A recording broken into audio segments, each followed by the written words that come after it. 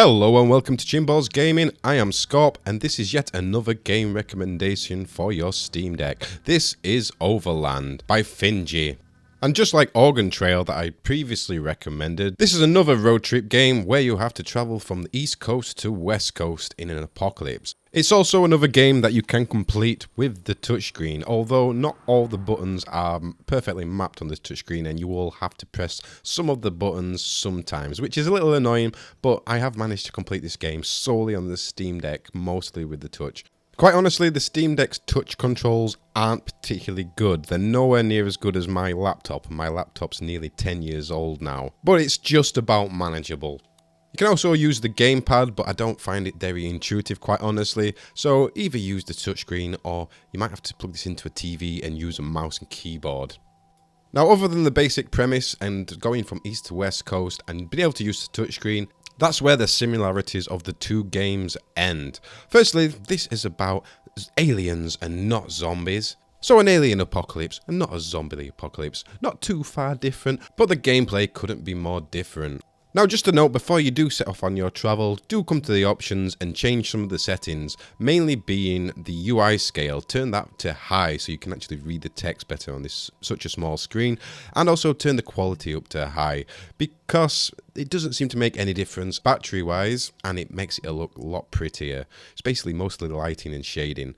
And also, I like to use the dyslexia font. I like it much more than the default font, and you might too. It does warn you about needing 1080p screen, but I've not noticed it getting in the way. So this is a top-down isometric turn-based strategy game, and I love the low-poly art style and the way the levels are segmented into this diorama-like cutout of the level. It's really cool and it looks amazing. So you start off as a randomly generated character with a different little backstory, and you've been separated from your travel companion, unfortunately. But don't worry, there are many people to meet along the way, some of whom you can befriend, which will then make them join your party, if there's enough space in your car, that is. And you'll also find other survivors to trade with, and some others who are absolute bleeps who will steal your car when your back is turned and leave you stranded to die. I want to swear, but I won't. Luckily, you can still continue on foot, although it's not really advisable, as the game will drop you into basically a no man's land of a level, which will be full of more dangerous, I wanted to say zombies then, aliens, and you will have to try and find a car to then carry on your progress.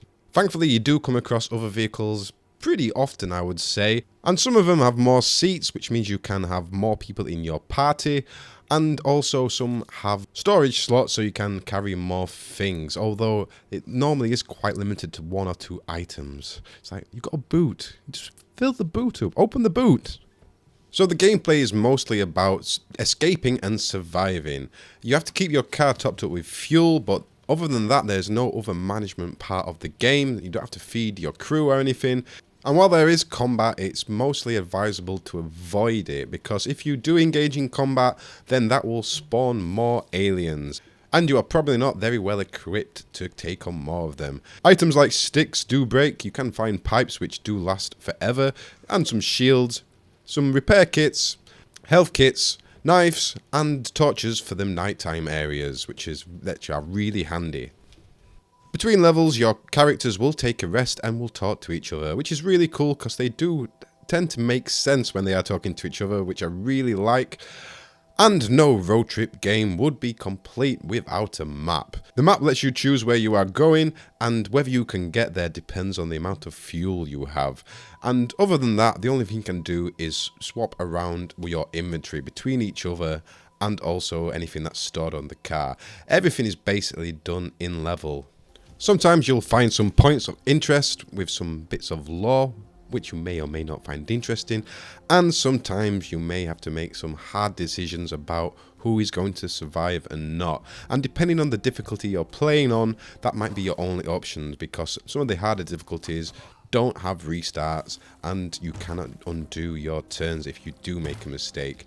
This was something the game was slated for when it was first released, because it was noted that it was too hard for most people, and they have since added new difficulty levels, which is really good, to be honest. I've only played it on the normal difficulty so far. I've not yet braved any of the harder difficulties. And like in my other game recommendations, I am going to take this opportunity to shut up and just play a little bit of the game to show you what it is like. I originally bought this game on itch.io, and there will probably be an affiliate link in the description to that. However, it is also available on Steam and probably some other places if you prefer to buy it elsewhere, but I am quite happy I bought the DRM free version because Steam is annoying me a little bit. So if you stick around, I will catch you at the end of the video. If not, I will catch you next time.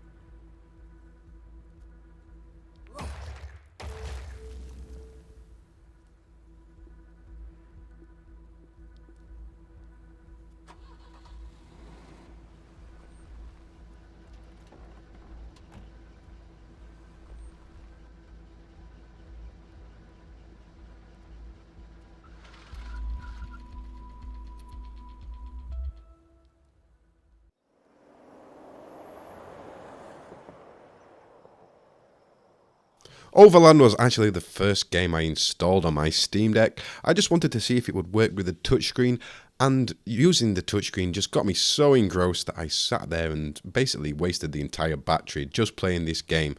It was great, and I love it. I love these kind of games. I actually love touchscreens, despite I never play any games on my phone at all. So having the Steam Deck with a touchscreen, playing games like this is great for me. Thanks for watching. I've been Scorp, and I'll catch you next time. And why not check out some of these other videos? You know, there's one here, maybe, and one there. Click one. Do it.